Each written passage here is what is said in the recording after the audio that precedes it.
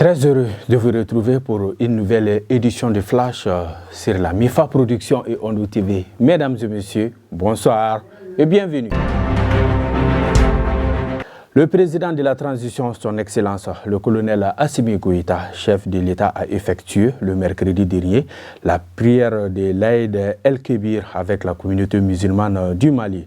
Le chef de l'État a prié dans la salle des banquets du palais de Koulouba, tenant de mosquée. À cette occasion, le Premier ministre, le président du Conseil national de transition, des diplomates accrédités auprès de la République, ainsi que les collaborateurs du chef de l'État étaient présents à cette prière conduite par l'imam de la mosquée de Koulouba. Le président Koïta s'est ensuite adressé aux Maliens de l'intérieur comme de l'extérieur, aux partenaires et aux amis du Mali en leur souhaitant bonne fête d'Aïd El-Kébir. Il a également remercié les Maliens pour leur mobilisation historique lors du référendum du 18 juin.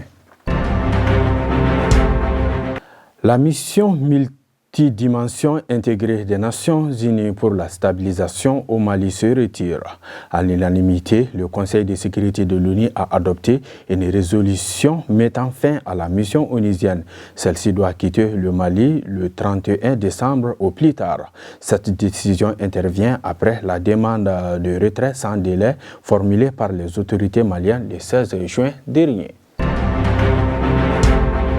Une grande mobilisation de la coalition Yerawolo debout sur les remparts, les collectifs pour la défense des militaires pour exiger le départ immédiat de la MINUSMA, c'était le jeudi dernier au QG de la mission onusienne. Rappelons que le Mali a demandé le retrait sans délai de la MINUSMA.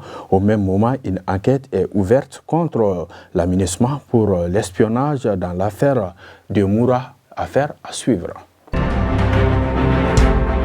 Son Excellence M. Abdoulaye Diop, ministre des Affaires étrangères et de la coopération internationale, a tenu une rencontre d'échange et d'information le mardi dernier avec le groupe des ambassadeurs africains et les représentants des organisations africaines autour de la question du retrait de la MINUSMA du Mali, réaffirmant la reconnaissance et la gratitude du Mali pour le soutien précieux et le sacrifice ultime consenti en faveur de notre pays. Le ministre Diop a fait observer une minute de silence pour s'incliner à la mémoire des soldats de la paix tombés sur le territoire malien, y compris les victimes au rang des casques bleus africains qui ont payé le plus lourd tribut parmi les décès enregistrés au sein du personnel de la MINUSMA. Le lundi passé, un jeune de 24 ans a été retrouvé mort au bord d'un canal d'irrigation dans le village de Sankoura, commune de Kokri, cercle de Massina. Selon les habitants de la localité, la victime serait tuée par balle par des inconnus. Les mêmes sources rapportent qu'une enquête est ouverte par la brigade de gendarmerie du Massina pour retrouver les auteurs du crime. À Bankas, une moto a sauté sur un engin explosif le vendredi dernier aux environs de 9h. L'accident s'est produit près de Dembo, commune de Dimbal, cercle de Bankas. Selon des témoins, les deux hommes sont morts sur le coup et la moto a été complètement endommagée. Hors du Mali, au Burkina Faso, l'autorité de régulation des médias burkinabés a décidé de suspendre la chaîne française d'information en continu LCI pendant 3 mois après les propos d'une journaliste concernant la situation liée aux violences djihadistes qualifiées de fausses informations. En Centrafrique, la Russie continuera d'opérer en Centrafrique avec le groupe Wagner qui combat actuellement la rébellion aux côtés de l'armée, où un autre contingent a affirmé lundi un haut responsable de la présidence de cet État d'Afrique centrale. En France, le jeudi passé, des heurts ont éclaté entre les forces de l'ordre et les jeunes de Nanterre venus rendre hommage à Naël, l'adolescent tué lors d'un contrôle policier. Des gaz lacrymogènes ont été utilisés par la police contre les protestataires. Sur les banderoles, on pouvait lire « La police tue ». La police française continue de terroriser la population, des scènes dignes d'un film hollywoodien où les policiers affrontent les citoyens comme des gangsters de la rue. Un mot de sport avant de refermer notre flash. CAN U23, première journée, le Maroc a battu la Guinée par le score de 2-1. Le Ghana a disposé de la Congo par le score de 3-2. L'Égypte et le Niger ont fait le nul 0 partout.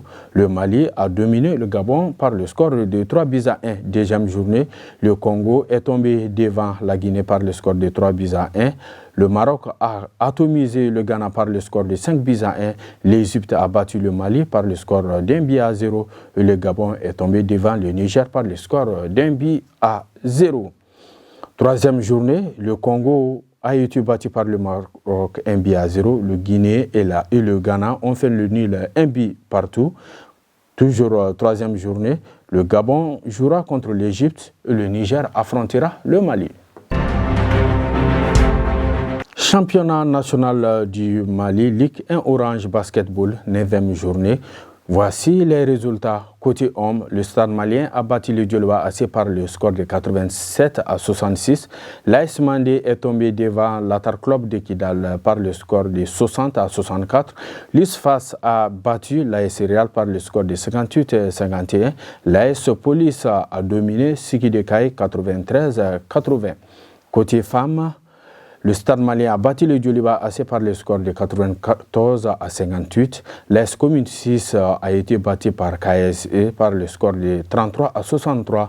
L'AS Police a dominé le CSM par le score de 92-52. Et l'ISFAS a été battu par l'AS Real 64-47. Fin donc de ce flash qui vous a été préparé et présenté par Cheikh Pougadari Magasuba. On se donne un rendez-vous la semaine prochaine s'il plaît à Dieu. Au revoir et qu'Allah bénisse le Mali.